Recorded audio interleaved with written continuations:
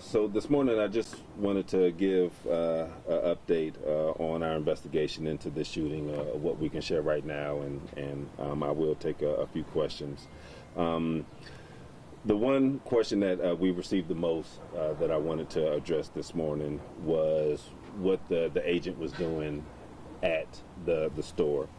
And what we have seen and everything that we've uncovered from our investigation thus far, it just appears that the agent was at the store shopping. And we know that he made a purchase in the store, and he had a shopping cart, and he was pushing the shopping cart out to his vehicle right before the shoplifting occurred, and the individuals ran out of the store into the parking lot. And so he never made it inside his vehicle. He was outside of his vehicle when his attention was directed towards the individuals running out of the store, and he ran over to intervene. So we have determined that part. There was no investigation that was going on at the store by the agent. He wasn't surveilling these individuals. Nothing that we've uncovered suggested that there was any investigation by the agent into these two individuals. He made a purchase at that store and just happened to be walking out, just happened to be there when this happened. I know we have not identified the female in this incident, and I'm still not, as I reported earlier in the communications that I sent out. She is in the care of medical professionals, and that's all I will say about that at this time. And so, until we have an opportunity to interview her officially, that's just one part of the investigation that we're missing right now, and clearly it is a critical part for us to be able to interview her to see what she has to say about what happened with this incident.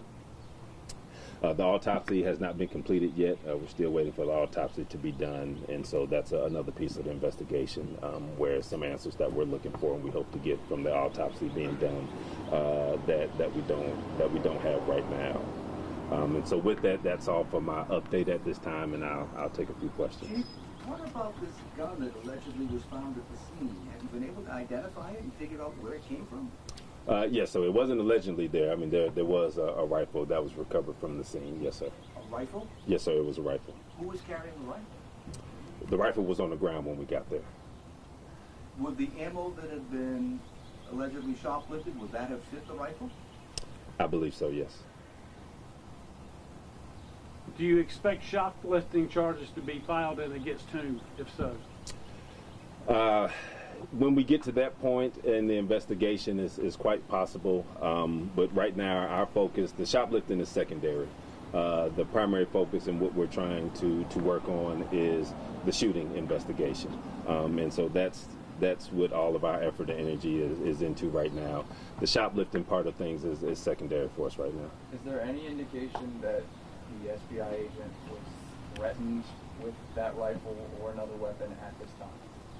I can't say at this time. We're still investigating all of that.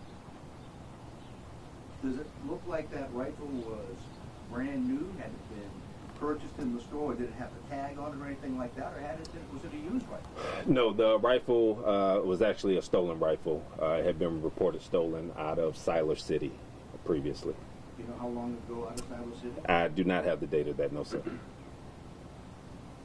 What type of rifle was it? AR-15 style rifle.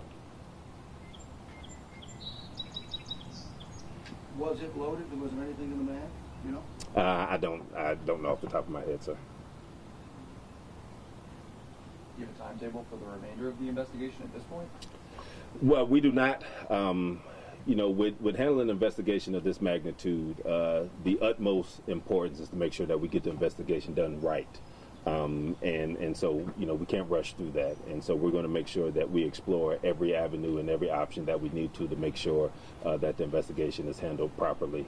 So we do not have a timetable. It's going to take as long as we need it to take to make sure that we get it done right.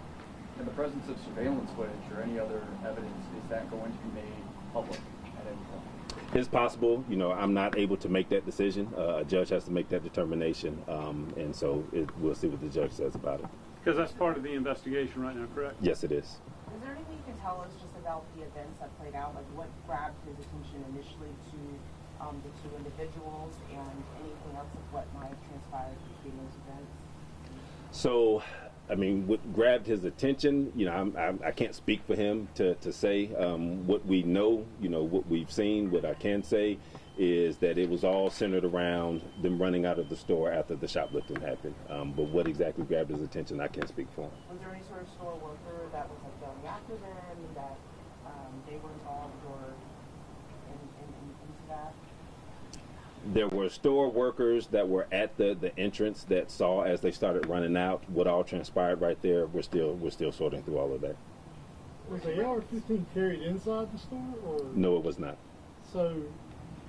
Who was in possession of it? When we got there, it was on the ground. So we do know that when the two individuals ran out of the store, they ran to their vehicle, that they got inside the vehicle. And that's where the agent encountered them, was at the vehicle. While they were inside? Yes, while they were inside the vehicle. Was the woman found carrying any weapons?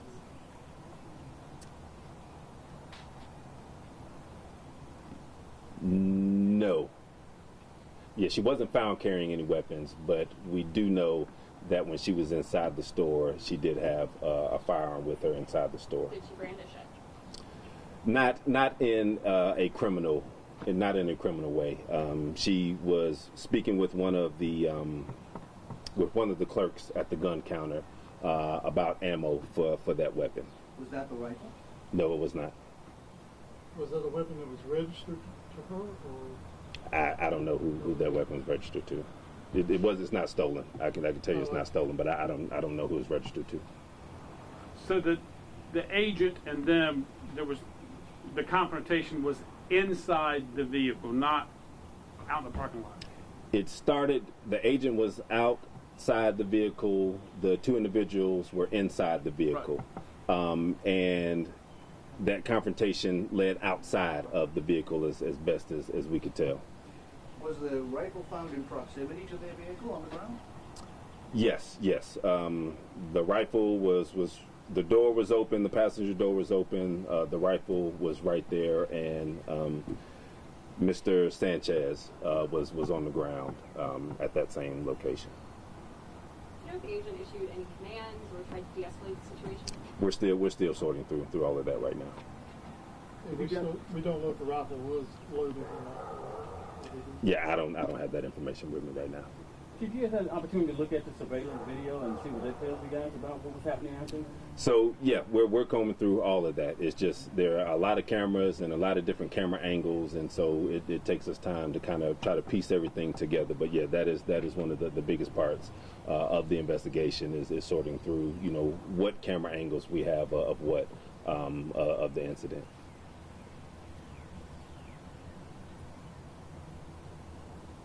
All right, thank you all.